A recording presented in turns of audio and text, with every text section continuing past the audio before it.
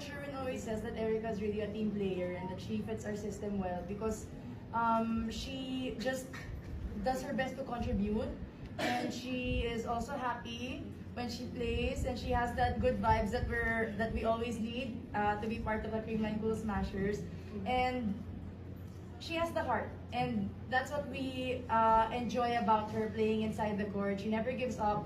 She's always there to help the team, and that's what Creamline is all about. It's really the collective or the whole team talaga. We're never just one person like what she said a while ago, and we're just happy that even as an import, she has that mentality because I think we're so used to like being imports that they want to do everything, and even though they can, I know she can, but she also trusts us as locals to also help her do her job, and that's the most important thing. She really is a leader no matter how young she is, and she really does her best to also help us also learn from her.